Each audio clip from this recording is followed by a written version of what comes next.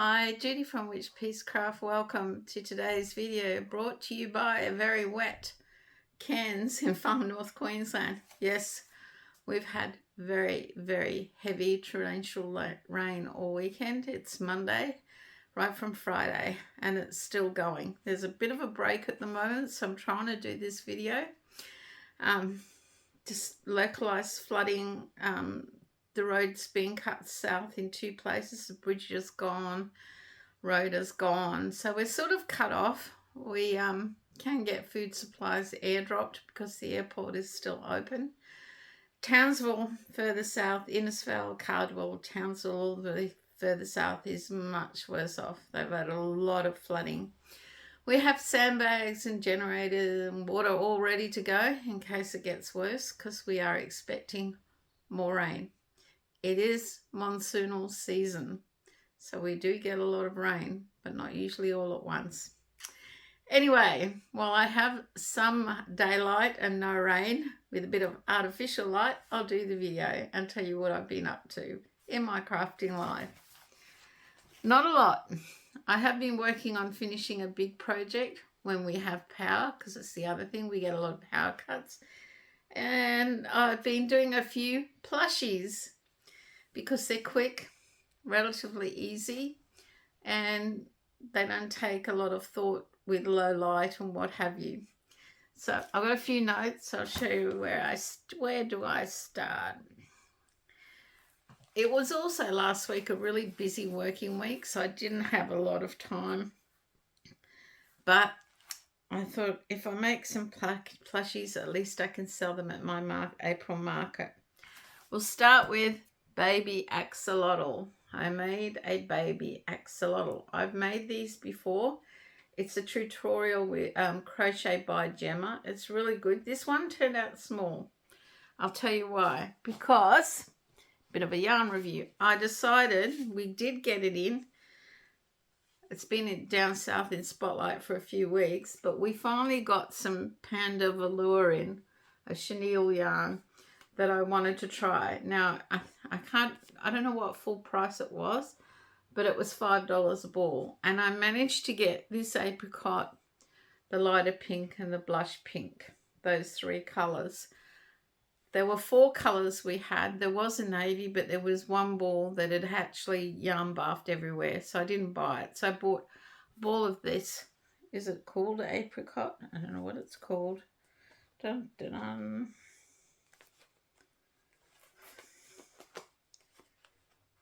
Oh, it's called tangerine. One of them's blush pink, one of them's just pink. So there you go. I made it out of that. What did I think to this yarn? Look, it is lovely and soft, and it's easy to crochet with. It's a lot better than, in my opinion, Premier Parfait Chunky.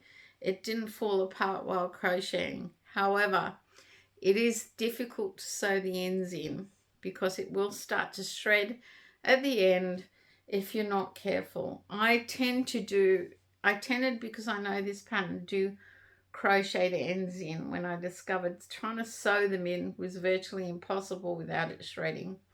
So there's my baby axolotl in velour, Panda velour. I would use it again in some different colours now that I am aware that it does shred when trying to sew in. It is, to me, much better than Parfait Chunky. I may have had a bad run with my first choice of Parfait Chunky, but it's left a bad taste in my mouth. This is much better.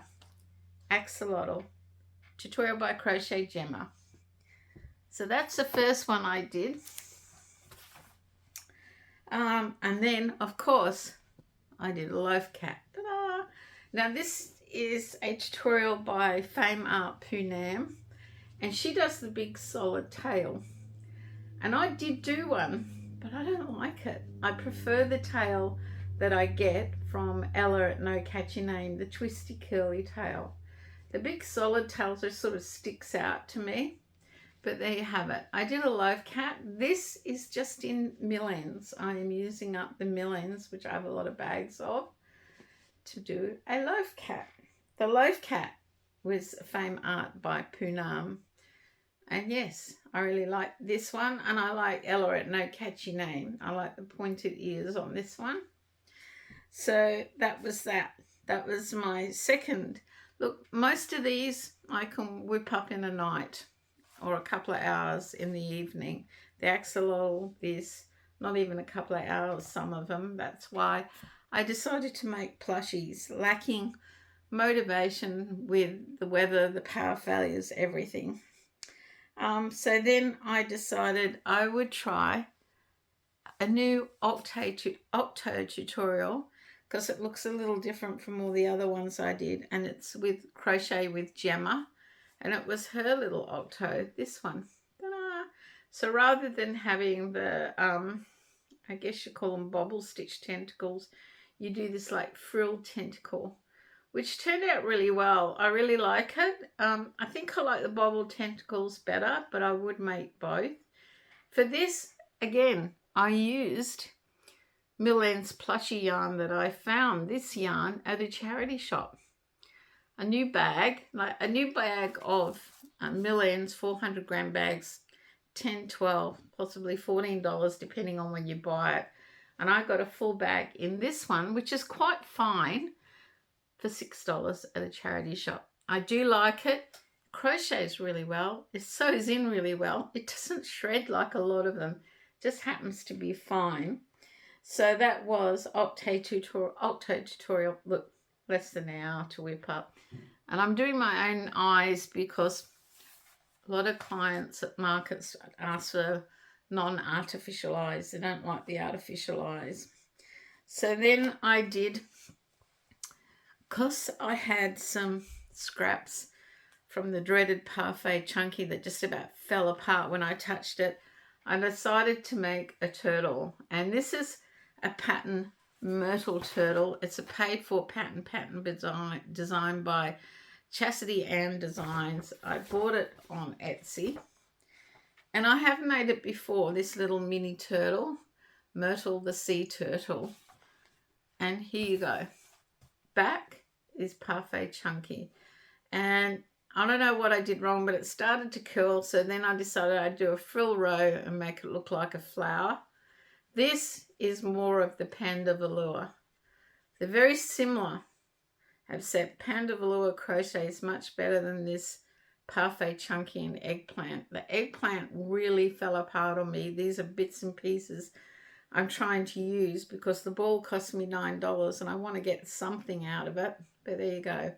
Myrtle the turtle. It is a great little pattern and it is a nice little size turtle.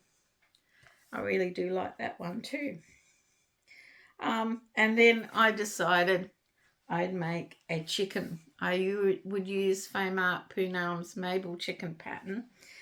I was talking to Reeves, who plays a lot of games, or used to play more than he does now, and he was telling me about a game called Stardew Valley, which is like a farm you build, like a Sims game where you build the farm. And he said there was a chicken in there that was blue with red or purple or something, and then he looked up the game.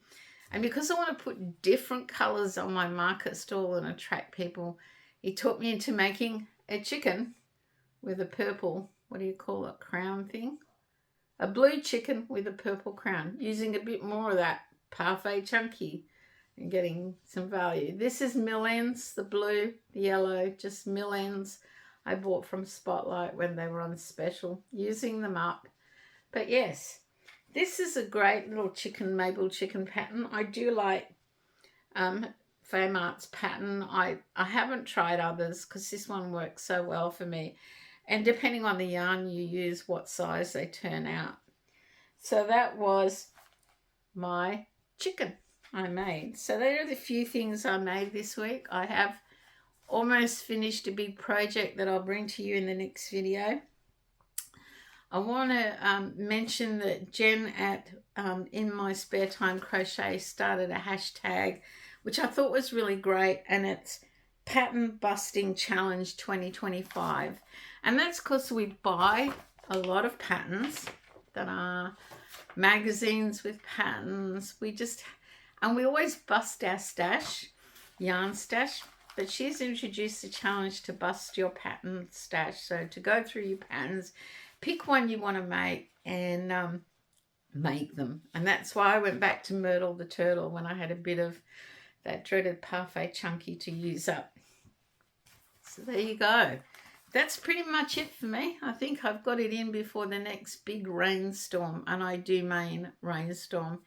You would have seen the intro at the beginning of this. That's just normal rain here. When it's really coming down, it's deafening. You can't even have the TV on.